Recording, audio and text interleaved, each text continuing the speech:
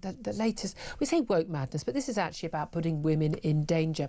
And this is a trust in London, NHS trusts, which are allowing trans women, let's call them what they are, men, to use female-only spaces, despite acknowledging that they actually pose a risk. Well, they use these terms, a risk to a particular gender and are potentially very distressing for other patients on a single-sex ward. What they mean is they're allowing men who claim that they identify as women onto women's single-sex wards in mental health hospitals. Mental health hospitals, where by definition there is a strong chance that people are both A, the women, vulnerable, and B, the men, possibly a threat to the women. Why is this being allowed? Well, it's in the name of the woke, is it not? Because you're allowed to self-identify. Despite the fact, of course, we've got a Supreme Court ruling making it very clear if it's a provision for women only, then only biological women should be in that provision. Well, let's talk to Debbie Hayton about this. He's an author of Transsexual Apostate, My Journey Back to Reality. He's also a teacher and lives as a trans woman. Very, very good morning to you, Debbie. Hi, good morning, Julia. Thank you for joining again. I mean, again, I thought all these stories, I think when we had that Supreme Court decision on biological sex, this would all be over. It doesn't matter whether it's hospitals, Parliament, a beach sauna on the beach in Brighton. Everyone seems to find it very, very difficult to understand the concept that a man who claims he's a woman isn't actually a woman and shouldn't be in a woman-only space. Well, yes, quite. And I think in some cases that policymakers who have drafted and put into effect some really ludicrous policies need to go and unpick those policies, not try and ignore them. And in the case of mental health hospitals, yes, you're absolutely right. These women are vulnerable, but also in a lot of cases, they can't actually leave. So this is an even worse situation when you're putting women into an environment that they can't actually walk out away from. Yeah, exactly. Well, under the current NHS guidelines published in 2019, they say that transgender people should be accommodated according to the way they dress, their name and their pronouns, which they say may not always accord with the physical sex appearance of the chest or genitalia. And it applies to not just the wards, but toilet and bathing facilities as well. Apart from, pre-operative trans people sharing open shower facilities, that doesn't apply.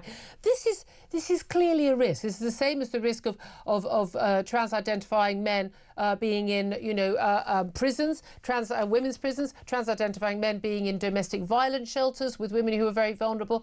I can understand people wanting to be nice and woke and understanding and maybe choosing to use someone's preferred pronouns and all of that. But fundamentally, we are talking about vulnerable women's safety here.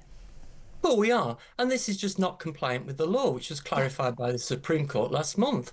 And if the NHS carries on with these policies, then they'll end up being sued. And who will end up paying the bill? It'll be down to the taxpayer again. So I really think as individuals, as taxpayers, that we need to put pressure on the NHS to actually see reason and draft some policies which are actually compliant with the law. I mean, what's very frustrating is actually Wes Streeting, the Health Secretary, he was as woke as everyone for a while. And then I think he actually sat down with people, I think at Sex Matters, and had proper conversations, spoke to experts, and he got it. He accepted. He was Shadow Health Secretary, the cash review on puberty blockers and treatment for children who believed they were trans.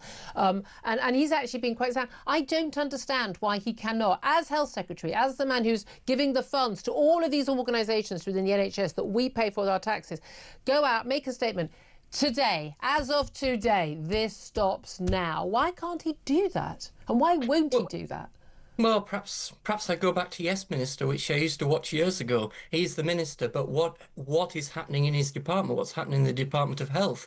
Do his officials come to him and say Yes Minister, and then procrastinate? And we know that the public sector has been completely captured by trans ideology. And again, you're a wonderful commentator on this and a campaigner on this, because you choose to live as if you were the opposite sex, but you realise you're not the opposite sex, and you're not demanding women's rights as a result of that, for which I'm very, applaud you. And speaking out on this. This is the thing.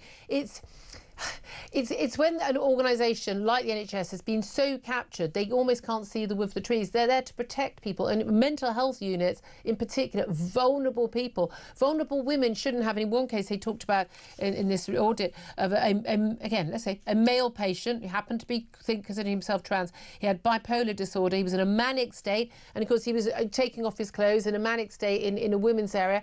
That would have been terrifying for women. And totally unacceptable. Any right-minded person would say that is totally unacceptable. The policy is absurd. Yeah, yeah, it's just really that simple, isn't it? Let's look at another, I think, absurd policy, very different, without the same danger attached. But a school, this is at Honeywood School in Colchester, in Essex. They sent a letter, they had sent a letter around to parents banning pupils from wearing skirts in its drive to be more inclusive and offer gender-neutral options. So basically, all pupils, male or female or non-binary or trans or whatever everyone thinks they are today, will be wearing either shorts, tailored shorts, or tailored trousers. Those are the options. No skirt, that's not an option anymore. Now, a lot of parents are upset and angry. A lot of pointing out, well, you know, girls been allowed to wear skirts since time immemorial. What if a girl wants to wear a skirt?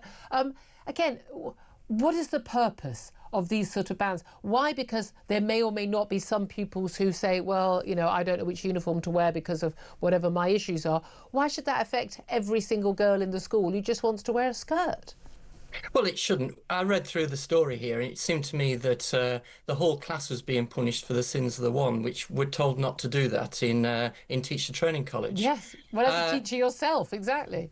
Yeah, it did seem that the underlying issue here was not so much the inclusivity, but the fact that the girls have been rolling up the skirts. But girls have always done that, and it's the job of teachers to always say, roll them down. Everyone, everyone at my school, I went to a single-sex school, so, you know, and you didn't bother rolling your skirt up during the school hours. The moment we got on that bus, you rolled them up. I mean, that was. But again, if a head teacher can't deal with kids in uniform, I always love those heads who at the beginning of term, after 15 emails and letters and meetings with parents, they've said, you can't wear trainers, you have to wear this or that, and any kid who isn't the right uniform is sent home. And they send 50 kids home. And all these parents are up in arms. And I'm applauding those head teachers every time. I believe really strongly. Strict uniform, strict discipline and all that, and it sets the tone for a whole school.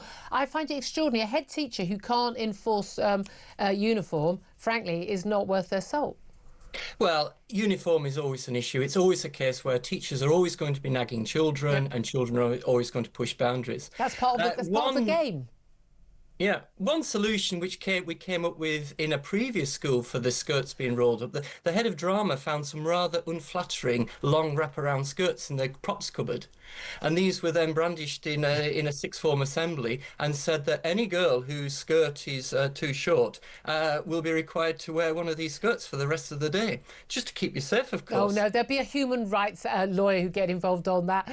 Debbie Hayton, so appreciate you joining us, author of Transsexual Apostate, My Journey Back to Reality. She's also a teacher. He, she. I get it confused. I see the word Debbie, I think she, but I know he, quite happy to have he pronouns.